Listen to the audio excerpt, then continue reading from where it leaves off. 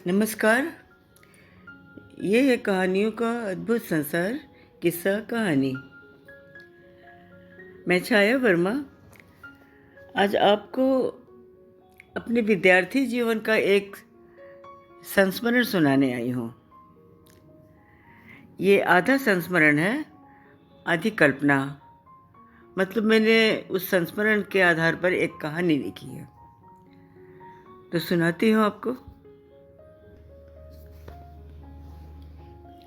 ये कहानी मेरे अतीत की एक वास्तविक घटना है।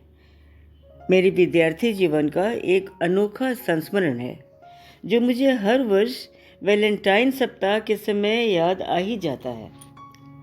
वैसे वैलेंटाइन सप्ताह से इस घटना का दूर दूर तक कोई नाता नहीं है,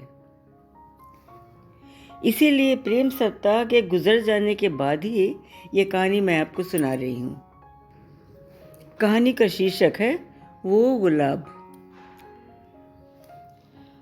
1960 के दशक की बात है। वर्ष 1963 में मैं एमए प्रथम वर्ष की छात्रा थी। तब हम जानते भी नहीं थे कि ऐसा कोई सप्ताह भी होता है जो सिर्फ और सिर्फ प्रेम को समर्पित हो। बीए के नतीजे से मैं संतुष्ट नहीं थी, इसलिए हॉस्टल छोड़कर बुआ के घर रहकर एमए की पढ़ाई करने का फैसला लिया।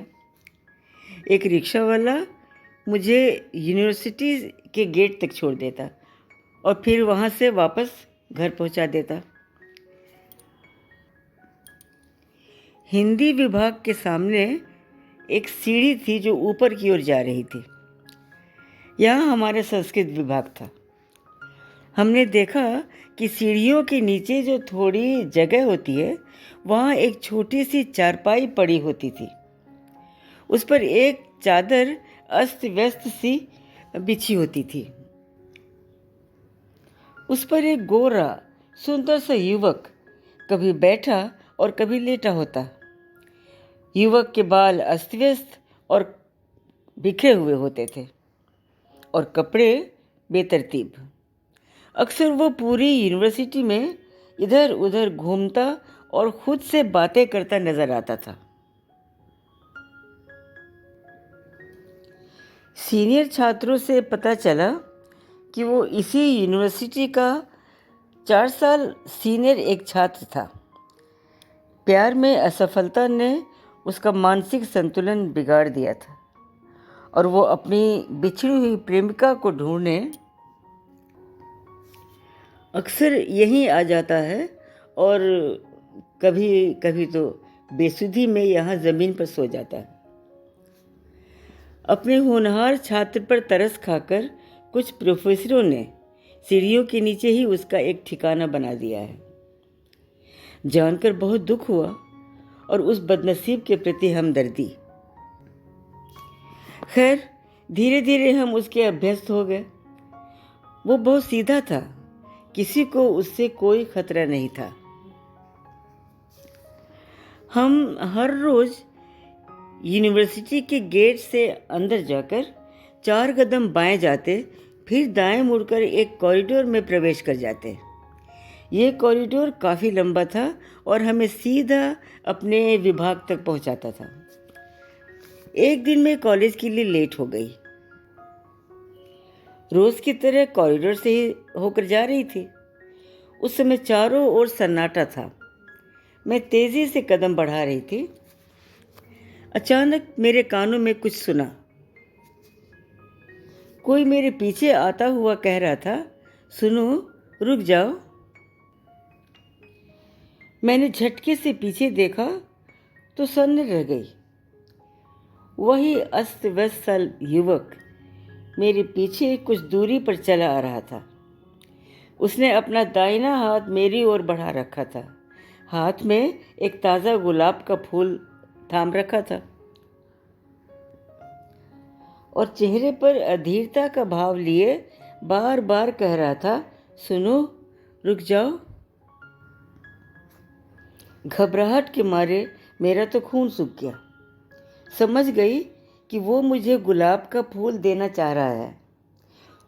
उसे पीछा छुड़ाने के लिए ले भी लेती, पर क्या गारंटी थी कि उसके बाद भी वो पीछा छोड़ता। डर के मारे मेरी हालत खराब हो गई। चाल और तेज कर दी तो उसने भी तेज कर दी।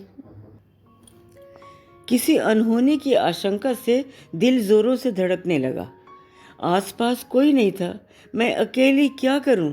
सोच सोचकर घबराहट बढ़ती जा रही थी।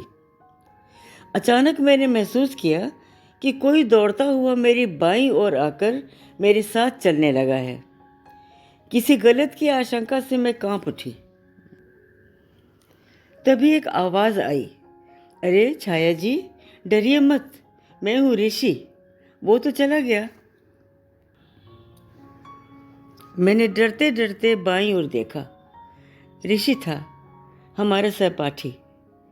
फिर मैंने पीछे देखा तो उसकी पीठ दिखी।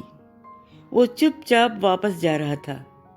कुछ ही कदमों की दूरी पर एक गुलाब का फूल जमीन पर पड़ा था। मैंने राहत की सांस लेने के लिए सिर दीवार से टिका दिया और उखड़ी हुई सांसों पर काबू पाने की कोशिश करने लगी। ऋषि ने कहा, बदनसीब है बेचारा। मैंने पूछा, आखिर हुआ क्या था इसके साथ? ऋषि ने कहा, हमसे 4 साल सीनियर था शायद। अपनी ही क्लास की एक लड़की को बहुत चाहने लगा था। पर आप तो जानती ही हैं कि हमारे समाज में प्यार करने वाले स्वीकार नहीं किए जाते। लड़की के पिता को पता चला तो उसकी पढ़ाई बंद कर दी गई। लड़के के पिता को पता चला तो सख्ती बढ़ा दी गई। फिर एक दिन पता चला कि आनन फानन में लड़की की शादी किसी अधेड़ व्यक्ति के साथ कर दी गई। बस बर्दाश्त नहीं हुआ इससे तो मानसिक संतुलन खो बैठा। अपनी प्रेमिका को तलाशने बार बार यहीं आ जाता है। आपसे पहले भी 2-3 लड़कियों के पीछे इसी तरह फूल लेकर दौड़ चुका है, ऐसा सुना है मैंने। डरी हुई लड़की के आसपास कुछ लोग आ जाते हैं तो चुपचाप वापस चला जाता है। ऋषि ने फिर कहा, आज दूर से इसके हाथ में गुलाब देखकर और आपको पहचान लिया तो समझ गया कि आपको मदद की ज़रूरत है और दौड़कर आपके साथ चलने लगा। मुझे देखते ही वो गुलाब फेंक कर चला गया। अच्छा हुआ ना, आज मैं भी लेट था कॉलेज के लिए। कुछ पल मैं चुपचाप चलती रही। फिर ऋषि से 1 मिनट कहकर मैं पीछे की ओर पलटी। 4 कदम चलकर रुकी, एक जगह थोड़ा सा झुकी और जब उठी तो मेरे हाथ में गुलाब का फूल था। आगे की ओर बढ़ती हुई मैंने फूल की धूल झाड़ी और सम्मान के साथ संभाल कर उसे अपनी फाइल में रख लिया। हम संस्कृत विभाग के करीब पहुंच चुके थे। ऋषि तेजी से आगे निकल गया था। मैं भी तेज गति से सीढ़ियां चढ़ने लगी। बस मेरा संस्मरण यहीं तक। आपको मेरा संस्मरण कैसा लगा ये कमेंट करके ज़रूर बताइए। फिर मिलते हैं किसी और दिन एक नई कहानी के साथ। नमस्कार।